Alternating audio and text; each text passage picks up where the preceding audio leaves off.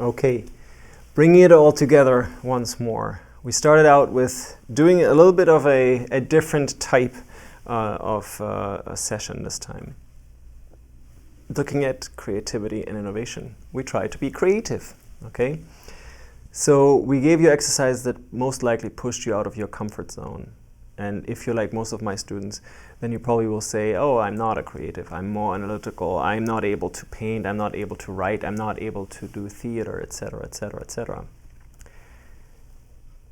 And I hope that you understand there's a difference between doing theater professionally, painting professionally, and writing professionally, and being a writer, being a painter, being somebody who creates a theater piece.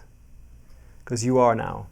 You have created that. You are creative and you're innovative because you did that.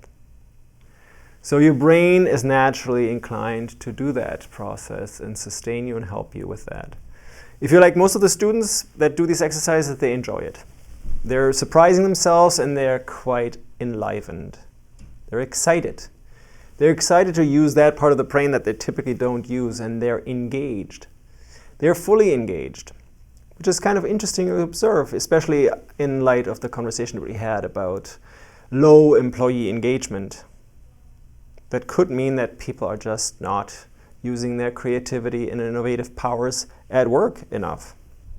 In fact, in places where they do, people feel much more alive and engaged. This is just a reflection, and I'm hoping that you get a sense of how this can help you. How you were looking at individual creativity and unlocking some of the blocks that you create for yourself by thinking the way you're thinking about yourself as uncreative, etc., etc. Censoring yourself, thinking and judging yourself, maybe even judging others or being afraid of being judged in a team.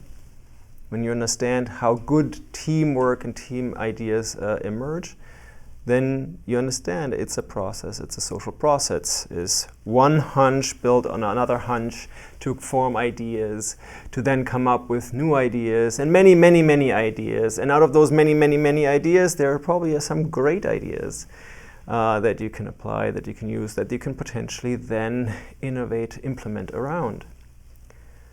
So there is a methodology around this creative process that I hope that you can adapt for your own team, that you can use a little bit of those insights for how you approach the exercise in this class of creating an organization that is providing a blueprint for a big pivot, a product, a service that truly helps with the Sustainable Development Goals, that addresses some of the challenges that we're facing as a human species with regard to the environment, the social sustainability, and that builds at the same time trust with the stakeholders and engages employees in a meaningful way, so that you and I and everybody that is engaged with that organization feels more engaged and happier.